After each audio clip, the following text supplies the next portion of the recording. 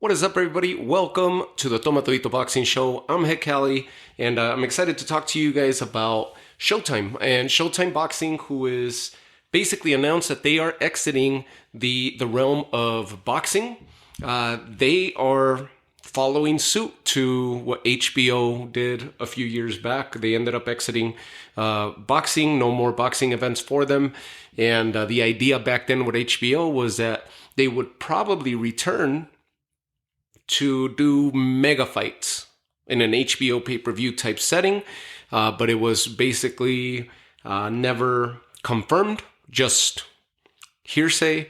And of course, we witnessed the exit of Larry Merchant and the legendary Jim Lampley and Max Kellerman. Those were amazing. It was an amazing crew that you just grew accustomed to listening. It was great commentary, and it was a great team. And every so often you would have, from dating back to when I was a kid, that team was insane to me, where it just has so much memories from fights that I witnessed as a child with those voices calling those fights. And every so often you would have guests like George Foreman. More recently, you would have Andre Ward before he jumped over to ESPN. You would have Roy Jones and what have you. They had big names always as guests, but Jim Lampley and Max Kellerman, Larry Merchant, it was a hell of a team.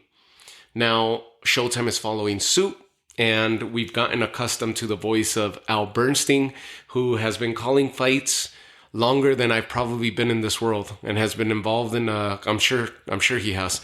He's been involved in the sport of boxing, and he's a legendary voice. And of course, you always have Maru Ranello, who came over from MMA years ago to join that broadcast team. And then you get accustomed to seeing stars such as Abner Mares be a constant voice there. Paulie Malignaggi, until he ended up getting released from Showtime, and now he's off in Pro Box TV.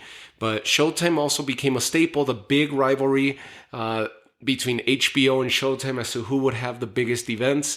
And in the end, the winners were traditionally the fans. HBO took the torch for numerous years, but then Showtime would always come back with good events.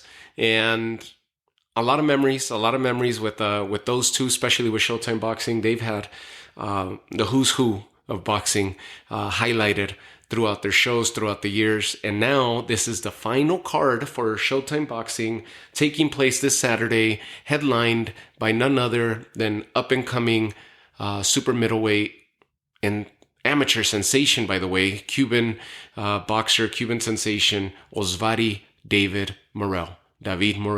And he holds a version to Canelo's WBA title. He holds the WBA world title at 168 and has for quite a while.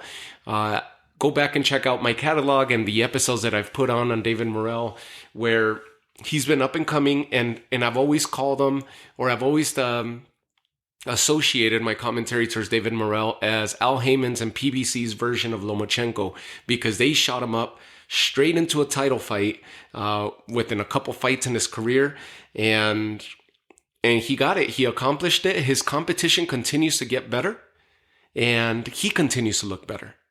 As the competition gets better, he continues to outshine. And it's become something really cool to see. Also, the Armory. The Armory in Minneapolis has become his home, and he is synonymous with it now, having held several events there. So he's going to go ahead and fight Sena Agbeko. There seems to be a little history between these two fighters. Sena Agbeko is a fighter from Ghana, and looking to be held up there as one of the all-time champs and become a big name for Ghana and for Ghanaian boxing, such as Ike Quartey or Joshua Clottey have accomplished in the past. So many legends that have come out of Ghana and their boxing, their abilities, their God-gifted abilities, and that tough chin that they all bring to the table with good boxing pedigree. And Sena Agbeko is another fighter who he's going into this fight as 28-2, 22 knockouts out of those 28 wins. One of the two losses was actually a stoppage, and That was against Raymond Gatica. That was back in 2014. Other than that, he's got decent opposition. He's obviously got a lot more fights than his opponent. David Morell is 9-0. But like I said at the beginning, with an amazing background that relates to him and that's associated with him as it relates to his resume, an amazing amateur background with hundreds of fights, tons of exposure, and I don't think there's a style similar to that of Lomachenko.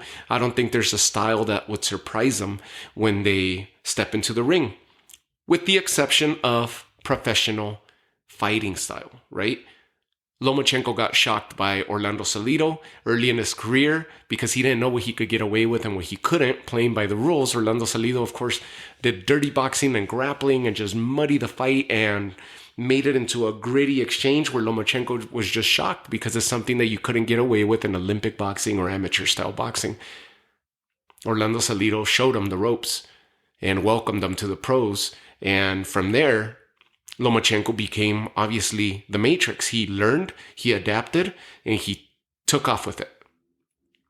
And he became the Matrix. He became faster, more elusive, more efficient, more accurate. This is what we're seeing with David Morell.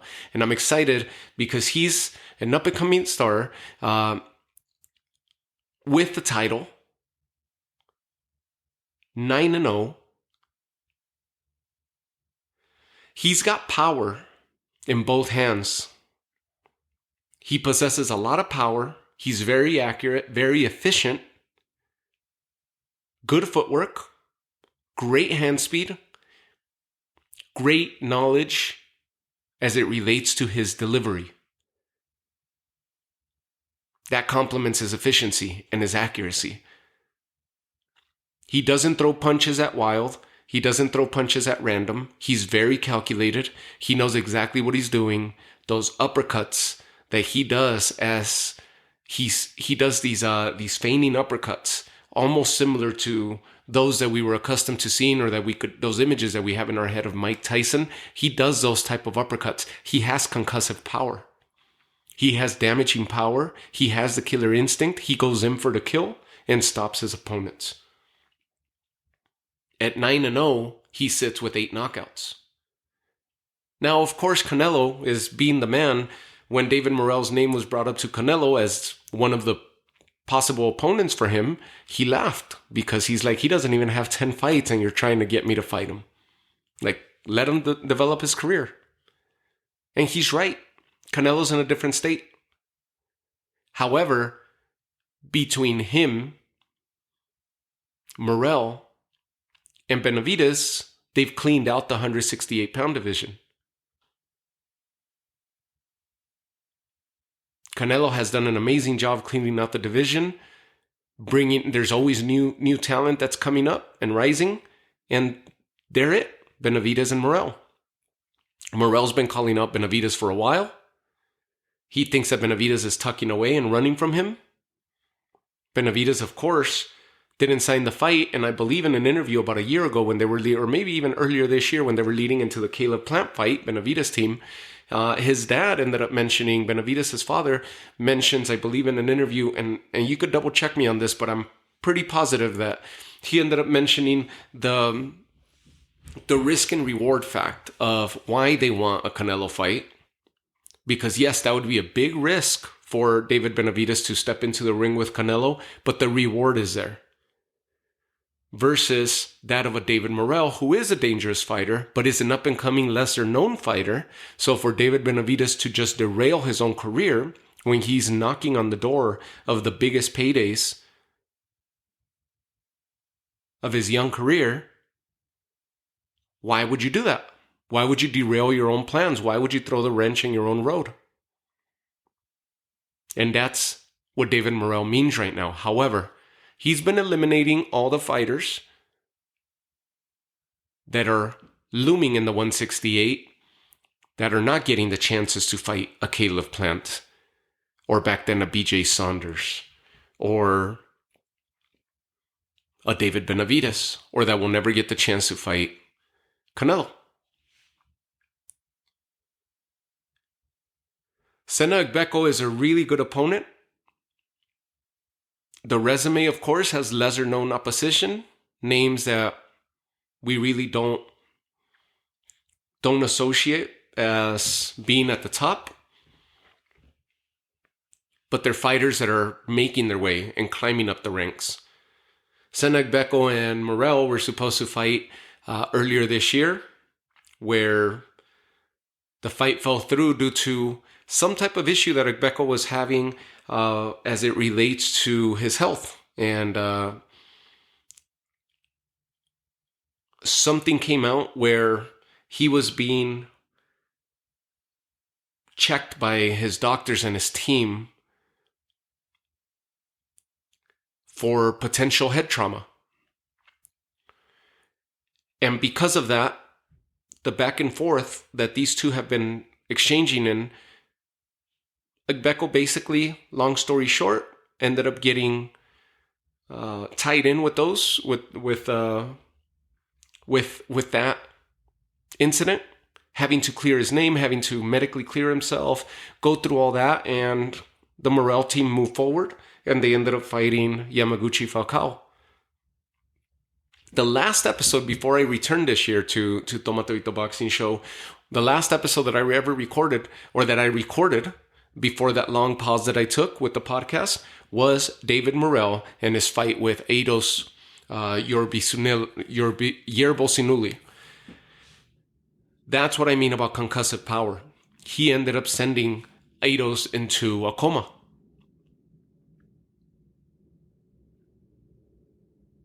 And he was out for quite a while. Very scary because it looked like he was going to pass away. It was very traumatic and very scary, not just for the boxing world, but specifically for his family to lose their loved one. A husband, a sibling, a father.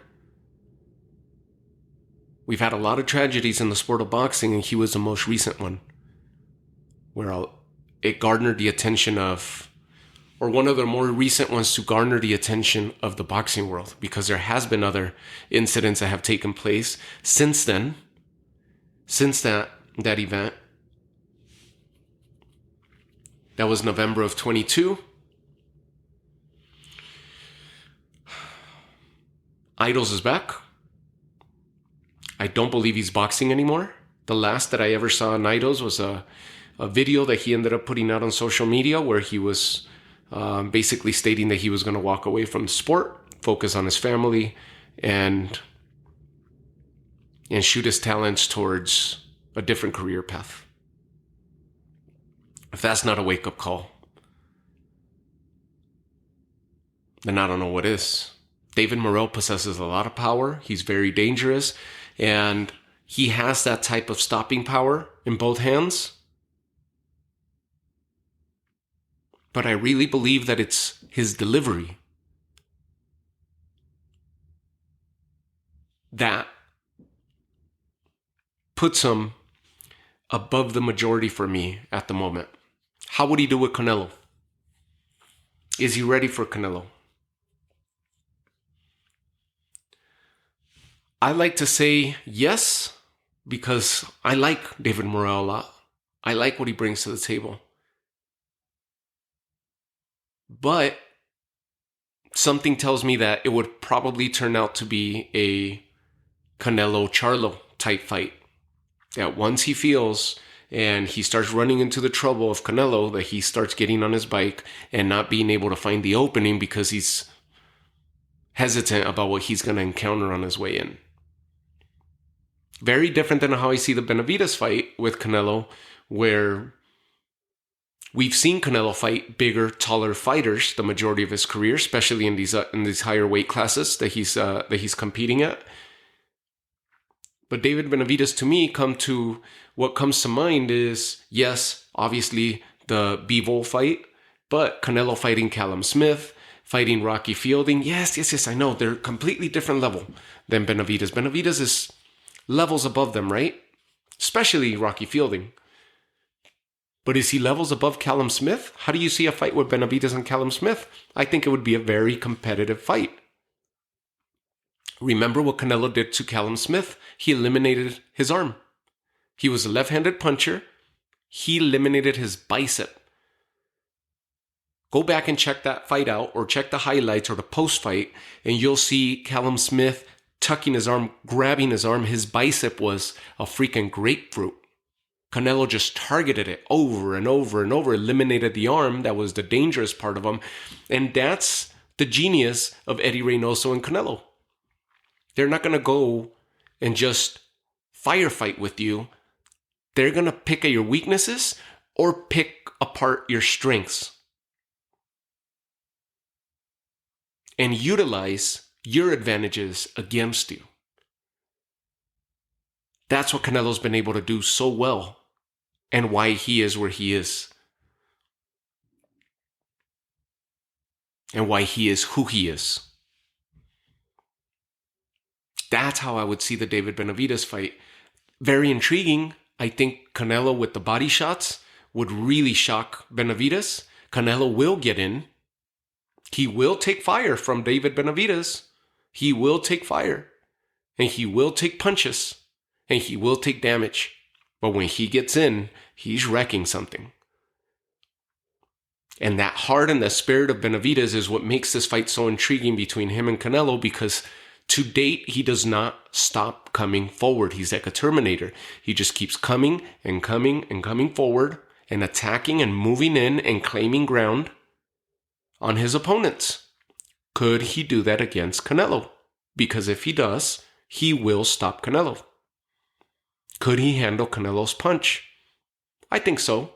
But Canelo is no longer fighting the way that he did at 154 or his short stint at 160, where he was just seeking and destroying and looking for the knockout.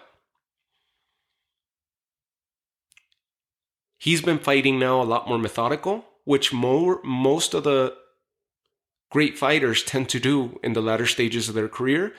They start fighting more methodical, and they start looking to deteriorate and wear down their opponent. And that's what we've seen of Canelo lately. The accumulation of damage, the accumulation of punches, the wear and tear that the opponents endure, eventually the knockout comes, and if it doesn't, a clear decision win for Canelo. Very intriguing between him and Benavidez. I don't think Morrell is there yet. I think it would probably turn out to be a Caleb Plant / Jermell Charlo type performance for David Morrell in the second half of the fight. I think it'd be very intriguing in the first half of the fight, and he would inflict some damage on Canelo because he's fast. He's got really good delivery, like I've been saying. Very efficient, very accurate when he throws. So he would land on Canelo and possibly win numerous rounds in the first half against Canelo. But the accumulation of damage that he would endure and accrue would eventually take a toll on Morrell. That's just talking about David Morrell where he's at now. Let's see how he looks on Saturday.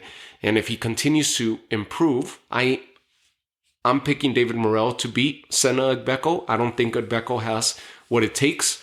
I think it's going to be an interesting fight, maybe for the first 3 to 4 rounds, and I think Morrell takes over after that. It's a very good card that Showtime's putting to close out not just 2023, but to put an end to the books for Showtime. We just witnessed Benavidez and Andre a few weeks back, and now we're leading into this, that's their final card, and what a way to go, because it's not just David Morrell. You're going to be like, no, well, whatever. Like, it's a subpar card. Very, very loaded card that they had. They had one. We just witnessed with Hector Garcia, Lamont Roach on that undercard. Jermall Charlo making his long-awaited return against Benavidez' brother, older brother, Jose Benavidez. Amongst many, Michel Rivera made his return and got back to his winning ways on the undercard as well, after having suffered his lone defeat of his career at the hands of Frank Martin earlier in the year. So that was a really good card, actually. On the undercard, we have Chris Colbert and Rayo Valenzuela. Jose Rayo Valenzuela, they're gonna go back at it again. They're gonna run it back. They fought on the undercard of David Benavidez and Caleb Plant. The Benavidez team will be in-house. They'll be present, and they'll be watching what David Morell brings to the table on the main event. The supporting card has none other than that great, it's an amazing rematch between Rayo Valenzuela and Chris Colbert. It was an all-action fight. All-action fight. Where Colbert ended up getting the decision nod over Valenzuela. Walked away with the victory. He has one loss, and the one loss is at the hands of Hector Luis Garcia, who we just saw dethroned by Lamont Roach on the undercard of Benavidez Andrade. Now these guys are going to run it back. Colbert Rayo Valenzuela is sure to steal the show, depending on what David Morell does on the main event. But this is the fight that I'm really looking forward to. And obviously I'm looking for the main event for David Morell to see how he's performing. But I think this is going to be the fun one. This is going to be the one to get the crowd on their feet, because it did on the first time that they met. Expect fireworks. Expect fireworks. These two are fighting at lightweight now. Remember, Rayo was already on the up and up, taking on all comers, calling out for Gervonta before he suffered the defeat against Edwin de los Santos. Edwin de los Santos just had that fight against Shakur Stevenson. He stopped Rayo Valenzuela, who was a up-and-coming name, prospect, contender in that 135, trying to call out all the big names, and then he got stopped in the third round by Edwin de los Santos, by the power of Edwin de los Santos. That's what catapulted Edwin de los Santos into a big fight. And when Frank Martin pulled out of Shakur's fight, guess what? This was another threat in the 135 division that Shakur was going to eliminate. The fight turned out to be a bit of a snooze fest, but he got his shot. He moved up. He's still a live dog in that division. And Shakur is the new champ now at 135. So now you got Rayo and Colbert and Shakur were supposed to fight back at 126, then at 130. The fight never happened. Why? Because the plans were derailed when Colbert got derailed and beat by Hector Luis Garcia. Those plans for Colbert and Shakur to fight at 130, when Colbert was going to challenge him for a title, well, plans went by the wayside because Garcia ended up stopping him. He got the nod, and he lost the decision against Garcia, which was a really interesting fight, and it was the coming out party for Garcia. He dropped Colbert during that fight in the second half of the fight. Rayo Valenzuela, of course, has 2 losses: the stoppage at the hands of Edwin de los Santos, and then the decision loss to Colbert earlier this year. That's going to be an amazing, amazing fight. That's the one to tune in for, because this shouldn't be a sleeper of a fight. They're going to go at each other. And in the press conference, they end up shaking hands and putting a $50,000 wager between the two as to who's going to stop who. They shook on $50,000 in front of everybody, in front of the press and the world. So there's even more at stake now. They're ready. They're fired up. That's going to be a hell of a fight. As a supporting card, as a supporting matchup for David Morell in his main event. The other fight that's somewhat interesting and somewhat of a show. Why do I say that? Well, respect to these two fighters. These two fighters were at the top of their divisions in their heyday well over a decade ago. And they're going to run back a chip. They're going to run it back due to a chip that Andre Berto has had on his shoulder since his defeat at the hands of the Ghost. Robert Guerrero and Andre Berto, after 11 years, November of 2012, they fought each other. 11 years later, they're going to face off against each other and run it back. How they're going to look? Well, we saw Robert Guerrero fight more recently than Andre Berto. He fought Victor Ortiz, and that was in 2021. From there, he was basically sidelined 2 years. Had him fought for 2 years. In 2019, he fought Gerald Thomas. That was another unanimous decision win. He was set to make his big comeback. Didn't really act on it. Came back until August of 21 to fight Victor Ortiz. And they both looked like worn out versions of themselves. Both Victor and Robert Guerrero. It's leaving them. So we'll see what this fight's going to look like. I anticipate that it's going to be kind of like the Roy Jones-Mike Tyson exhibition. They're going to be shells of themselves. But they both more than likely still possess a lot of pop. So it'll be interesting, and that'll be probably the fun one to watch. The entertainment of the night will be that one. That's a hell of a way to go. There was a fourth fight that was really intriguing on this card. And just a quick side note on that fight. The last fight that Andre Berto had professionally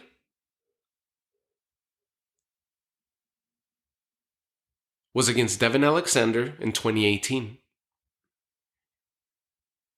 So he's been out 5 years. His big shot at getting back to the top was against Floyd Mayweather in 2015. He avenged his loss to Victor Ortiz after the Mayweather, but we were already seeing a deteriorated version of Berto in those fights. Then he lost to Sean Porter, got knocked out in the 9th. Then he fought Devin Alexander, won a split decision, which were already fights where we were seeing a shell of what Andre Berto was in his heyday.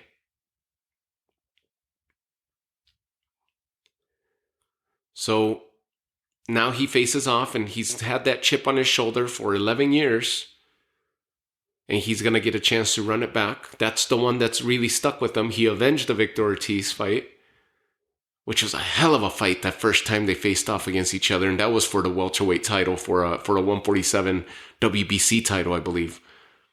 That was a hell of a fight between those two. They inflicted damage on one another like no other. So, who else was supposed to fight here? Ray Martinez was supposed to fight. He was supposed to be part of this card.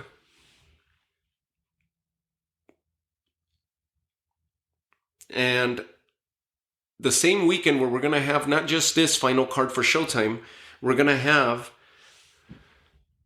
Bam Rodriguez facing Sonny Edwards. And I'm going to cover that. I'm going to do a preview of that one as well in a separate episode.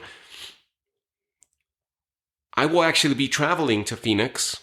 I love that venue where they host those fights. I will be traveling to Phoenix this weekend, and I will be present. So look for me. If you guys see me, come say hi, shake a hand, make a friend. We'll have a drink together. I'm going to be present at the Bam Rodriguez, Sonny Edwards, big showdown. Remember, Julio Cesar Martinez, Ray Martinez were supposed to fight Sonny Edwards. Then that falls through. He was supposed to fight. He ended up fighting Chocolatito, where he got bested. But it seems like there's always a cloud hovering over Julio Cesar Martinez as of late.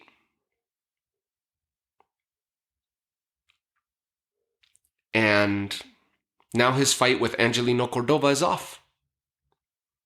This was going to be Martinez's debut with the PBC. But it has fallen through.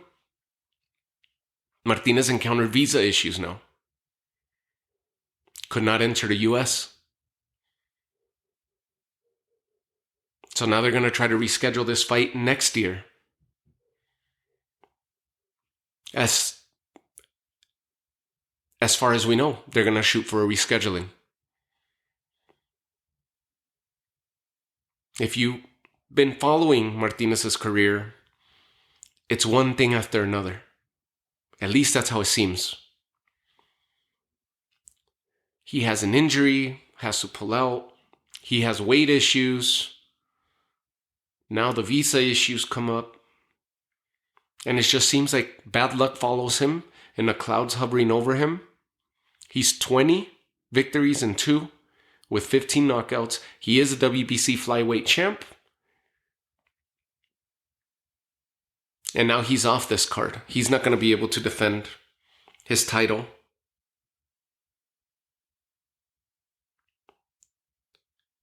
I'm sure Cordova is going to get rewarded at least for his being there, for his training camp. And now he's going to have to wait. It sucks for Martinez because I really like what he was doing, taking on all comers,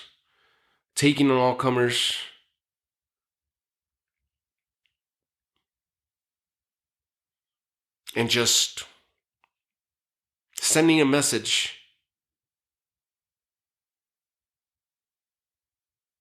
to those smaller divisions as to who the man was and trying to get himself into big fights. And now he's out. So it sucks. It's bad news. I'm glad that it's not an injury.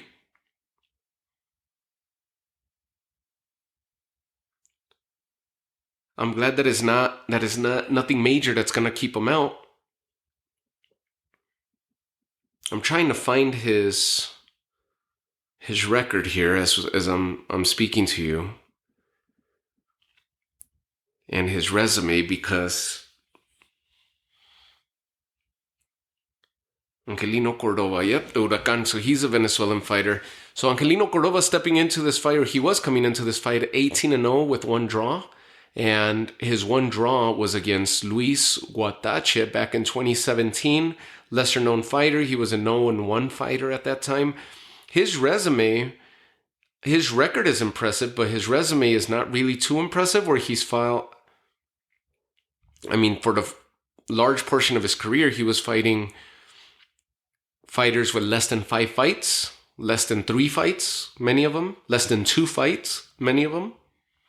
Then he fought one who was Vicente Mirabal, who was 1 win, 17 losses. He fought somebody who was 0-10, 26-19. He started stepping up a little better, at least someone over 500. Then he fought a 2-11 fighter, 0-5, 0-4, 0-2, 0-4, until his more recent opponents. His last fight was against Angel Acosta, who was 23-3. He got the unanimous decision win there, and that was April of this year. And now his fight with Martinez is off. So that sucks. Because that's a fight that I was really looking forward to for Martinez, not just to make his debut with PBC to see how he's looking, because that's just a promotional change, but to see how he's looking today, to see how he's improved. Remember, he was with and he's been with the Canelo camp for quite a while. But bad news, again, linger for him. So, Berto, the Ghost Guerrero, that'll be the entertainment of the night, or at least a fun fight to watch. Even though it's professional, it'll be more like an exhibition of yesteryear. We'll see how they look, what they have left. Rayo Valenzuela Colbert should set the pace for the main event, should set the rhythm. A lot of hype. And a meaningful fight in the lightweight division. Because Colbert, with another win, will send Rayo Valenzuela down on the ranks, down in the standings, while he's going to catapult up and be knocking on that one matchup that he was supposed to have a while back, and that being against Shakur, Colbert and Shakur.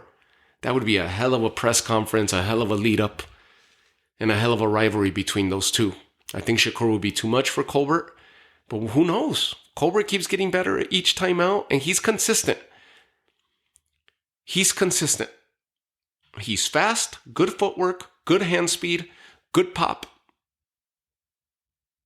Decent chin to date. I just don't know how it would hold against Shakur. But it's held. And Rayo could pop as well. But his chin got tested. And ultimately, he was stopped by Edwin de los Santos. And Edwin de los Santos, well, look, he runs into Shakur. And obviously Shakur possesses some type of power. Because people are hesitant to go in on him. Just like Edwin must have possessed quite a bit of power that Shakur felt. Because he was hesitant on getting in on him, and we ended up having the type of fight that we had. It wasn't a chess match. It wasn't just a true and tried boxing match. It was just a lot of hesitation, a lot of delay, nobody really doing much. And of course, we ended up seeing that De Los Santos broke a record, made history in boxing with the least amount of punches thrown in a 12-round fight. And I think it was 40, though, if I recall correctly. Anyways, great card. Great way for Showtime to say farewell, to tip their hat. And I tip my hat to Showtime. Thank you for all the memories. Thank you for the history. Thank you for always trying to put on some of the biggest fights out there, especially since HBO exited. Showtime was the one to go to. And we've seen some of the biggest cards in boxing history put on by Showtime, especially this year, that has been so jam-packed with action. So farewell to Showtime. Times are changing. The landscape is changing. As far as networks and how boxing is being televised and shown around the world nowadays, streaming is the way to go. DAZN ended up leading with that format, and I think from the talks that we've seen recently, Al Heyman will be tying in with Amazon and their negotiations there, and I think Amazon's going to take the torch. They've done it with American football, with the NFL, and now it looks like they're going to get into the boxing realm. David Morell, Sena Agbeko. That's your main event to close out Showtime. Can't wait to see it. I'll leave you guys with that. Can't wait to see you guys and talk to you all on the recap episode. And like I mentioned, I will be live in Phoenix. I'll be roaming around there. So if you see me, just come up, come shake a hand. We'll talk, we'll converse, we'll have some dialogue and see how we're seeing that fight if you happen to be there. So I'm going to miss the Morell fight live, but I'll make sure to catch the entire card on replay once I get back to the hotel. Either I'll watch it that night or when I get back home. Other than that, it's going to be a fun weekend, and I'll be talking to you guys about the Bam and Sonny Edwards lead up. We'll preview that one and see how you guys see it. Again, reach out to me. Reach out to me on X. Reach out to me on Instagram. As soon as you see the episodes go up, shoot me a comment. Leave me a comment. Drop some narrative on there so we could have a little dialogue, a little back and forth. And if there's anything that you want to see, email the show. Or shoot it out to me on DM, whether it's Instagram or X. Shoot me a DM and just let me know, like, hey, can you talk about this? Can you cover this? I'm really interested to see what you think about this. And I'll do it. I'm here for you guys. I'm Heck Cali. This is a Tomatobito Boxing Show. Have yourselves a great night.